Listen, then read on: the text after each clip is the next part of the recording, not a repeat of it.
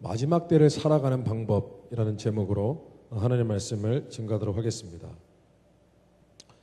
예수님 당시의 유대인들은 오래전에 망해버린 자신들의 나라 이스라엘이 회복되기를 간절히 소망했습니다. 왜냐하면 그들이 가지고 있던 구약 성경의 선지자들이 이스라엘의 하나님의 나라가 곧 회복될 것이라고 예언했기 때문입니다.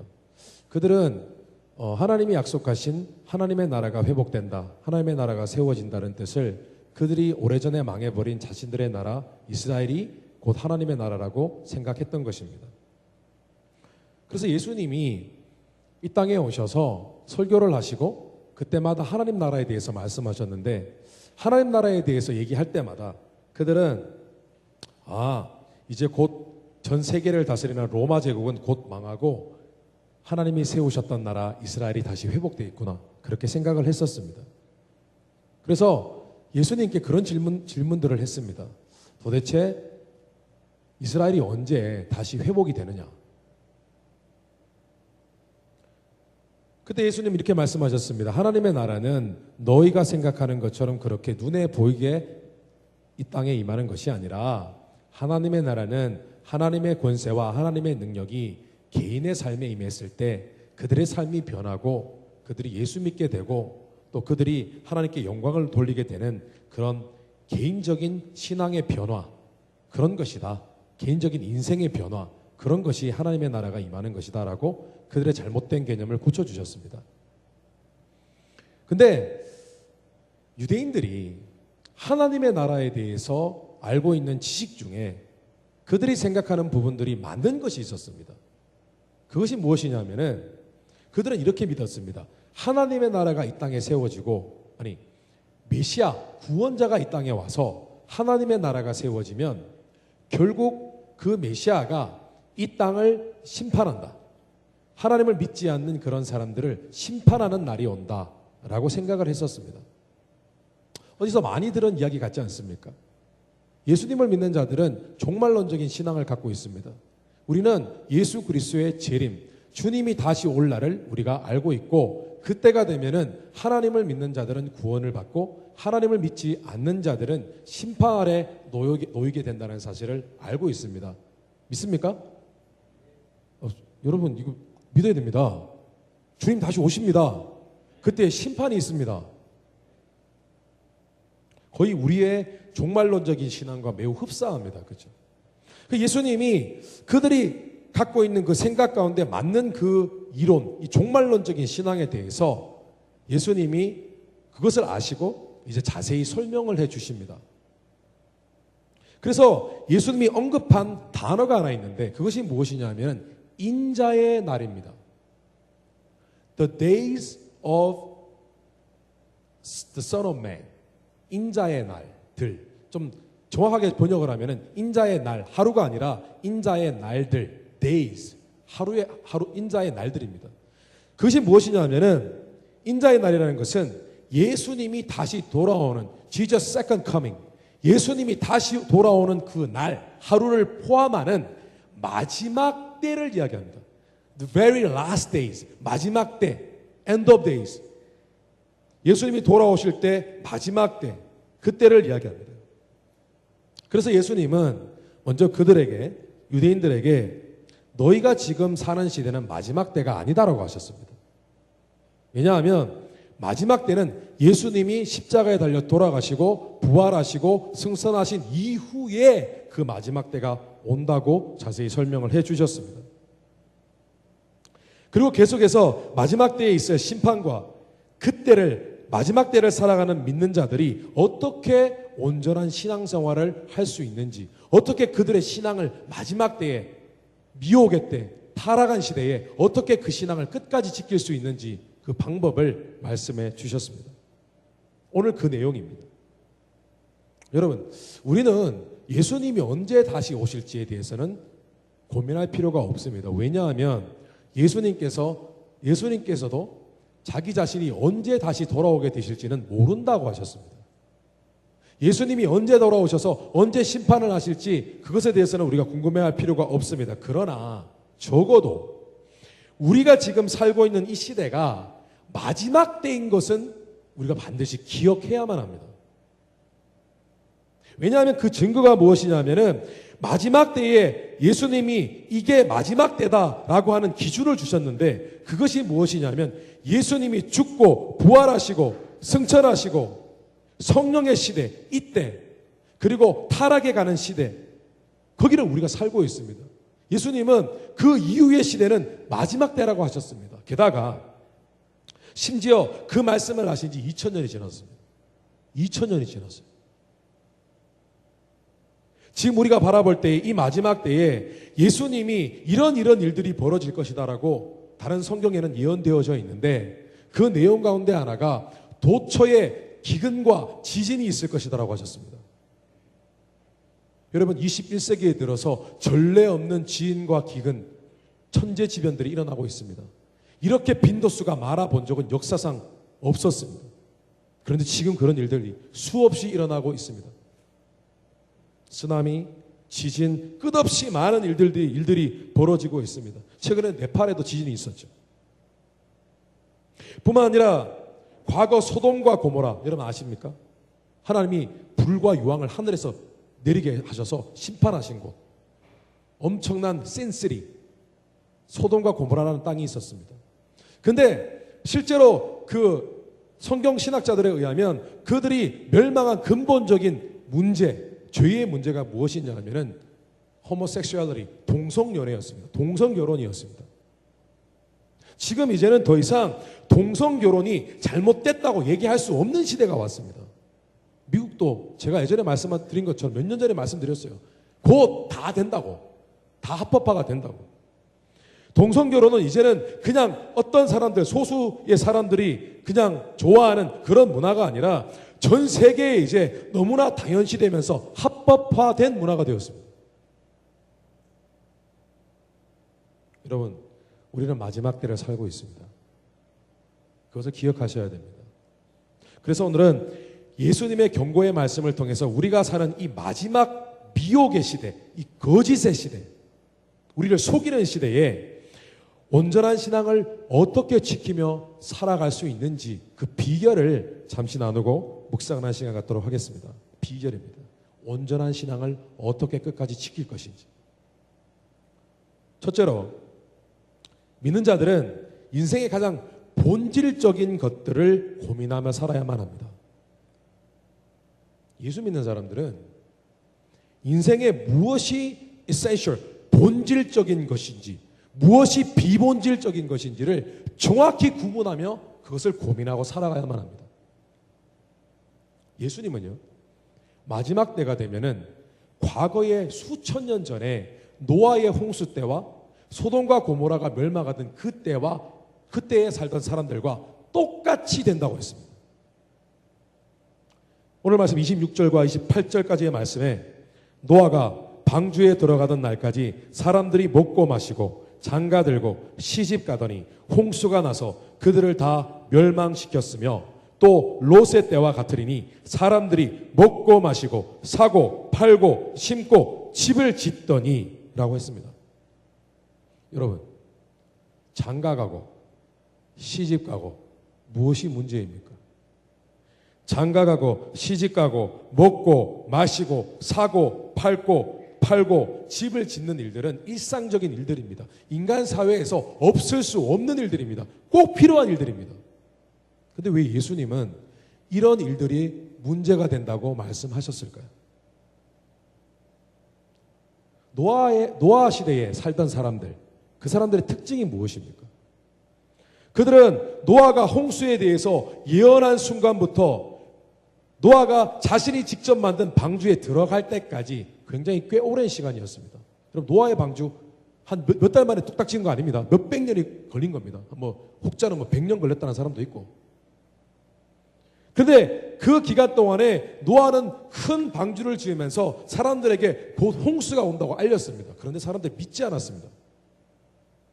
하나님이 심판하신다는 사실을 믿지 않았습니다.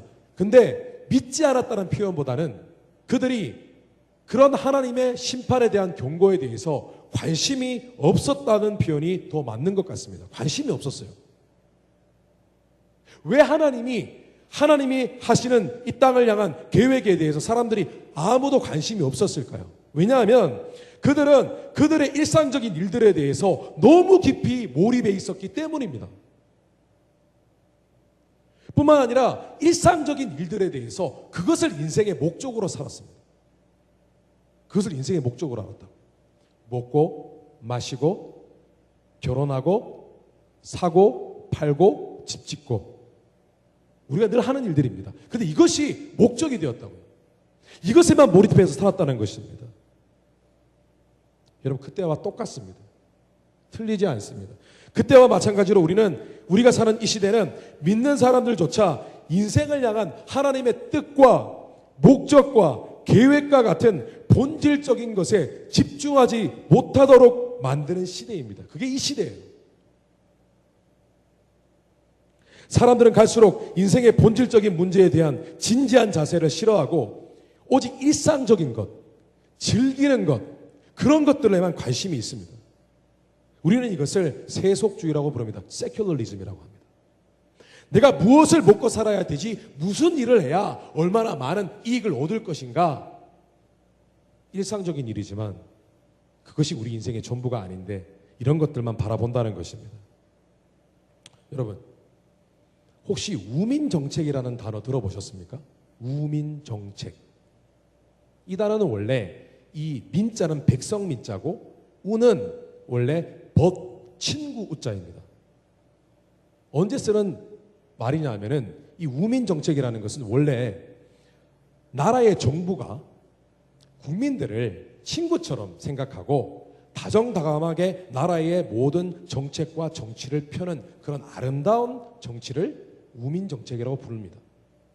그런데 그 한문에서 우자, 친구 우자를 어떤 어리석을 우자가 있어요. 한문 중에 어리석을 우자. 어리석다는 말 아시죠? 어리석을 우자는 한문을 대신 집어넣으면 어떤 의미냐면은 우민정책이라는 것은 부패하고 나라를 마음대로 해먹으려는 그런 정치 세력들, 정치가들이 국민들이 그들이 하는 잘못된 정치를 보면서 비판하지 못하도록 그들의 관심을 다른 곳으로 돌리는 것입니다. 그래서 국민들을 어리석게 만드는 거예요.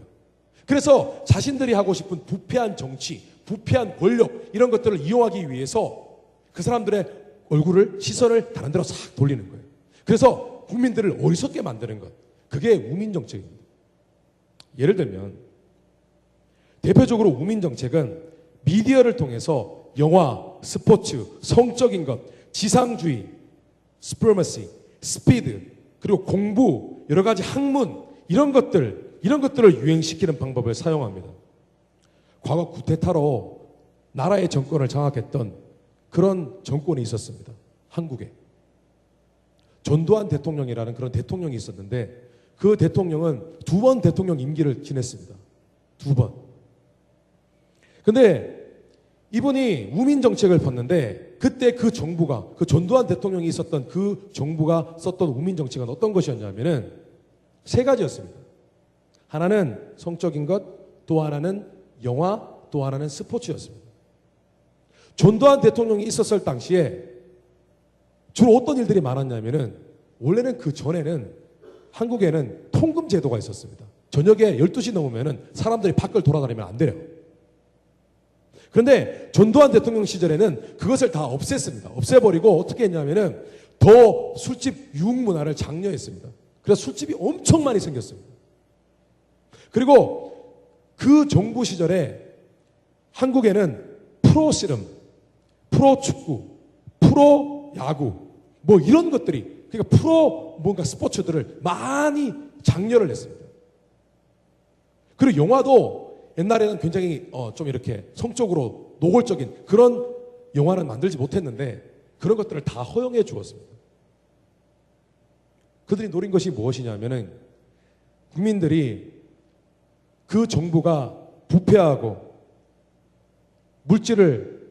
잘못된 물질을 취하고 그리고 마음대로 정치를 하고 그런 것들을 국민들이 비판하지 못하도록 국민들을 스포츠나 영화나 다른 유흥 문화에 빠지도록 했던 것입니다. 그런데 여러분, 사단은 이 시대에 오랫동안 미디어를 통해서 영적인 우민 정책을 전략적으로 펼쳐왔습니다. 사람들이 주로 하는 얘기가 뭔 줄 아세요? 먹고 살기도 바쁜데 그런 거 생각할 틈이 어디 있어? 이런 얘기를 자주 하지 않습니까? 그러면 여러분 자신을 돌아보십시오. 먹고 살기도 바쁘고 공부하기도 바쁘고 뭐 신경 쓸 일도 많은데 그런 거 생각할 틈이 어디 있어? 그런 것이라는 것은 영적인 것, 인생의 본질적인 것, 내가 왜 사는가, 내 인생에 무슨 의미가 있는가, 내 인생의 목적은 무엇인가, 주님이 재림하신다, 주님은 지금 우리가 살고 있는 시대는 마지막 때이다, 이런 것을 잊어버리게 만듭니다. 어떻게 해요? 즐길 것 많고 신경 쓸 일상의 일들에 더욱 집중하게 만들어서 그런 것들을 잊어버리게 만든다는 것입니다. 그래서 항상 일하다 보면은 내가 너무 바빠하지만 정작 바쁜 것은 인생의 본질적인 문제에 대해서 고민하는 것이 아니라 하나님이 나를 향한 계획과 뜻을 생각하는 것이 아니라 내가 매일 하는 것, 가만히 있어도 할 수밖에 없는 것, 그런 것들에 집중하게 만든다는 것입니다. 결국은 어떻게 사람을 만드냐 하면은 하나님의 뜻과 계획? 그게 지금 나와 무슨 상관이 있어? 그게 내게 지금 밥을 먹여줘? 뭘 해줘? 이렇게 생각하게 만든다는 것입니다. 구약 성경에는요, 예언자들이 있었습니다. 하나님의 말씀, 하나님의 뜻을 바로 directly 받아서 그것을 사람들에게 전해주고 사람들에게 잘못되게 살아가는 모습을 교정해주는 그런 역할을 하는 선지자들이 있었습니다. 그런데요, 그 사람들이 이름이 prophet, 선지자였는데 구약 성경에 보면 그 사람들을 일컫는 다른 이름이 있습니다. 그것이 무엇이냐면 선견자입니다. 선견자. 영어로는 overseer입니다. overseer가 무슨 뜻이죠? 위에서 밑으로 쳐다보는 사람입니다. 여러분, 믿는 사람은 더 이상 사단의 우민 정책에 속는 어리석은 하나님의 백성이 아니라 내 인생을 향한 하나님의 뜻과 목적과 같은 인생의 본질적인 문제를 찾고 고민하며 살아가는 그런 선견자, overseer, 그런 overseer의 정신을 갖고 살아야 합니다. overseer. 땅만 바라보는 것이 아니라 하늘에서 밑을 바라보는 것이에요. 하나님이 내 인생에 주신 뜻과 목적은 무엇인가? 이것을 알고 일상을 살아가는 사람. 본질적인 것은 본질적인 것이고 비본질적인 것은 중요하지 않다라고 분별할 수 있는 사람. 그런 모습으로 우리가 살아가야 된다는 것입니다. 여러분, 학교 공부나 직장에서 승진하는 것보다 더 중요한 본질적인 것이 무엇인 줄 아십니까? 내 영혼이 잘 되고 내 영혼이 구원받는 것입니다. 믿으십니까? 먹고 마시고 인생을 즐기는 것보다 더 본질적인 것이 무엇인 줄 아십니까? 하나님의 자녀로서 하나님 아버지를 예배하는 것입니다. 사고 팔고 물질을 모으는 것보다 더 본질적으로 중요한 것이 무엇인 줄 아십니까? 이 물질의 목적이 무엇인지를 아는 것입니다. 이 물질을 주님을 위해서 어떻게 사용하고 이 땅을 아무 남긴 물질 없이 살아가다가 죽는 것이냐, 그것을 결정하는 것이 더 본질적인 문제입니다. 중국 선교에 일생을 바친 영국인 선교사 허드슨 테일러는 사람들로부터 이런 질문을 곧 받았다고 합니다. 당신은 어떻게 그렇게 선교 사역을 열심히 하면서 그렇게 행복하게 살아가실 수 있습니까? 힘드실 텐데요. 라고 자주 사람들이 물었다고 합니다. 그때 허드슨 테일러가 이런 얘기를 했다고 합니다. 제 헌신과 행복의 비결은 마치 음악회가 시작되기 전 연주자가 악기를 조율하는 것처럼 아침마다 일어나면 나의 생각을 본질적인 하나님의 뜻에 맞추는 일부터 하기 때문입니다. 그렇게 하면 인생이 보람있고 행복하답니다 라고 대답했다고 합니다. 로마서 12장 2절에 너희는 이 세대를 본받지 말고 오직 마음을 새롭게 함으로 변화를 받아 하나님의 선하시고 기뻐하시고 온전하신 뜻이 무엇인지 분별하도록 하라라고 했습니다. 우리는 나 자신에게 물어야 됩니다. 무엇이 본질적으로 중요한가? 이것을 하는 목적은 무엇인가? 내가 왜 이 직업을 선택해야만 하는가? 그리고 날마다 하나님께도 물어야 됩니다. 무엇이 본질적으로 중요한가? 하나님 원하시는 그 중요한 뜻은 무엇입니까? 라고 물어야 합니다. 물어야 합니다. 그런데 그것을 묻고자 할 때에 본질적인 것이 무엇인지 알고 싶고 고민하려고 들 때에 하나님은 말씀과 기도를 통해서 우리의 심령 가운데 깨닫게 하십니다. 그의 선하시고 기뻐하시고 온전하신 뜻을 깨닫게 하십니다. 그때 우리가 무엇을 해야 하느냐? 우리의 생각과 뜻을 하나님의 선하시고 기뻐하시고 온전하신 뜻에 맞춰야 하는 것입니다. 여러분, 본질적인 것에 우리의 생각과 뜻을 맞추어 살아가는 신실한 믿음의 종들 되시기를 주님의 이름으로 축원합니다. 그 마지막 때에 여러분의 신앙을 지키는 비결입니다. 둘째로, 믿는 자들은 신앙적인 전진은 있어도 결코 후퇴 없는 인생을 살아야만 합니다. 후퇴 없는 인생.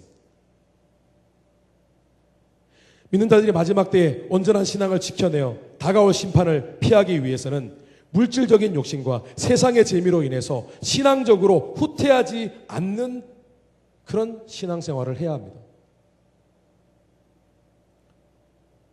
세상의 욕심에 걸려들어서 예전에 믿기 전의 모습, 하나님 만나기 전의 모습, 그것이 부러워 보이거나 그것이 아까워 보일 때가 있어요. 그런데 절대로 그것으로 되돌아가지 말아야 한다는 것입니다. 믿는 자들이 예수 그리스도를 믿고 은혜를 체험한 뒤에 사람에 따라 다르지만 많은 부분들 변하게 됩니다. 생각이 변하게 되고요. 하나님을 믿기 때문에 내가 이것을 할 수 있지만 하지 않기로 결정한 포기한 것들이 생깁니다. 그리고 다소 부담되지만은 내가 하나님을 믿기 때문에 이것을 해야지라고 결단한 일들도 있습니다. 그런데 사단은 우리로 하여금 뒤를 돌아보게 만듭니다. 뒤를 돌아보게 만듭니다. 그래서 예전에 좋았지만 하나님 때문에 포기했던 것을 다시 좋게 보이도록 유혹합니다. 그때가 좋지 않았나? 그때가 아름답지 않았나? 내 인생 그때가 제일 황금기였는데. 뿐만 아니라 예전에 내게 있었던 죄의 습관들이 차라리 편하고 좋았다라고 생각하게 만듭니다. 그때가 차라리 좋았지 뭐. 편하고 인생. 지금 있다 보니까 괜히 사람들 미워하면 양심에나 찔리고 힘들지. 그때는 그냥 마음대로 욕했는데 그때가 참 편했지. 오늘 말씀 32절에 보니까요, 주님께서 한마디 딱 하십니다. 뭐라고 하시냐면은 너희가 롯의 아내를 생각하라 라고 되어 있습니다. 소돔과 고모라 때에 롯이라는 사람을 하나님이 살려주셨습니다. 그의 가정을 지켜주셨습니다. 그런데 롯의 아내는 도망 나올 때 천사가 분명히 너희가 도망을 나올 때 하나님 심판하기 전에 소돔과 고모라를 떠날 때 절대로 뒤를 돌아보지 말라고 경고하셨습니다. 그런데 그만 롯의 아내가 뒤를 돌아보다가 소금기둥이 되어버렸습니다. 여러분 한번 생각해 보십시오. 천사가 분명히 뒤를 돌아보지 말라고 경고했는데 뒤를 돌아보았습니다. 왜일까요? 마음은 떠났잖아요. 몸은 떠났잖아요. 왜 뒤를 돌아봤을까요? 왜냐하면 그녀의 몸은 소돔과 고모라를 떠났지만, 세상을 떠났지만 마음은 이미 소돔과 고모라에게 다시 가 있었기 때문이에요. 그렇기 때문에 마음이 가니까 몸도 자동으로 고개가 돌아가는 거죠. 여러분, 신앙적으로 후퇴하는 것만큼이나 어리석고 안타깝고 위험한 일도 없습니다. 왜냐하면 세상적인 일들은요, 내가 그만뒀다가 다시 하면 됩니다. 세상의 모든 일들은 내가 어느 정도 예를 들어 공부를 하다가 그만두면 다시 시작할 때는 그만둔 그 시점부터, 그 공부부터 다시 시작하면 됩니다. 그런데 여러분, 신앙은요, 그렇지 않습니다. 신앙생활을 쭉 열심히 하면서 세상과 타협하지 않고 하고 하나님이 원하시는 것을 했다가 또 하나님이 기뻐하시지 않는 것을 버렸다가 그렇게 쭉 신앙생활을 전진하며 살아가다가 어느 날 다시 후퇴하게 되면 그 은혜를 잃어버리면 여러분 처음부터 다시 시작해야 됩니다. 중간에서 다시 시작할 수 없어요. 처음부터 다시 시작해야 됩니다. 왜냐? 신앙생활은 마음으로 하는 것이거든요. 신앙생활은 마음으로 하는 것이기 때문입니다. 마음은 벗어나고 뒤를 돌아보고 다시 후퇴하면 다시 원상태로 돌리기가 무지 힘이 듭니다. 기도하지 않다가 어느 날 기도하러 가야지라고 금요 기도에 참석할 수 있습니다. 예전의 모습으로 향락과 유흥을 즐겼다가 다시 주일날 교회로 돌아와서 예배에 참석할 수 있습니다. 그런데 문제는 다시 주일날 예배로 돌아오기까지 그 마음이 정상적으로 다시 돌아오기까지 얼마나 많은 과정을 거쳐야 되는지 모릅니다. 다시 회개해야 되고요. 성령의 능력으로 씻김 받아야 하고요. 거룩하고 정결한 모습으로 바뀌어져야 되고요. 마음에 받았던 치유가 상처가 치유되어야 되고요. 마음에 오염되었던 더러워졌던 내 양심이 깨끗함을 받아야 되고요.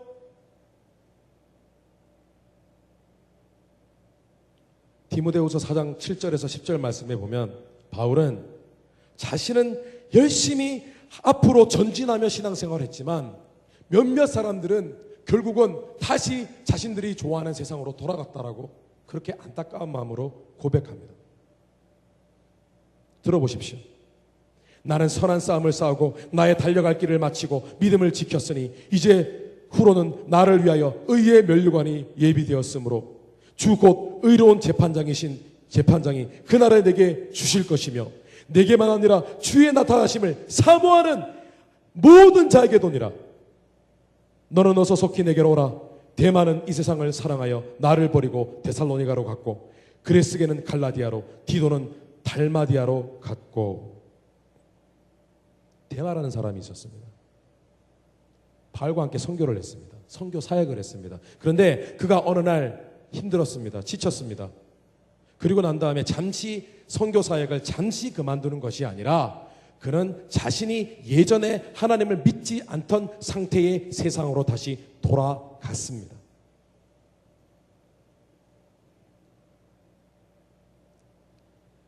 믿는 자들에게는 미래를 향한 신앙적인 전진만 있습니다. 후퇴는 없습니다. 바울처럼 의로운 재판장이신 하나님 앞에 우리의 신앙생활을 마지막 때에 다 보고 결산할 것처럼 믿음으로 전진하며 살아가는 것이에요. 백은 없습니다. 돌아가는 건 없습니다. 그래서 마지막 때를 사는 우리에게 필요한 것은 여러분 끈질긴 믿음입니다. 끈질김이에요. 끈질김. 세상이 그렇게 살다간 아무런 일도 일어나지 않아. 너 세상에서 성공하려면 이렇게 저렇게 해야 하는 거 알잖아. 뭐 어때? 그렇게 사는 게 라고 할 때 예수 믿는 사람들은 아니야. 이렇게 주님 믿고 뜻대로 순종하고 사는 것이 맞아. 나는 계속 이 길을 갈 거야. 라고 나 자신에게 대답하십시오. 그래서 마지막 때에 끈질기게 하나님 손에 붙들려 있도록 믿음의 마음을 지키는 신실한 종을 되시기를 주님의 이름으로 축원합니다. 여러분 말씀을 정리하겠습니다. 우리는 확실히 마지막 때를 살고 있습니다. 여러분 이것은 확실합니다. 우리는 마지막 때 인자의 다시 오시는 날에 살고 있습니다. 우리가 주님 다시 오시는 그 하루를 볼 수는 없다 할지라도 우리가 인생이 끝날 때는 다시 주님을 보게 됩니다. 오늘 말씀의 33절에 무릇 자기 목숨을 보존하고자 하는 자는 잃을 것이요 잃는 자는 살리라 라고 주님이 말씀하셨습니다.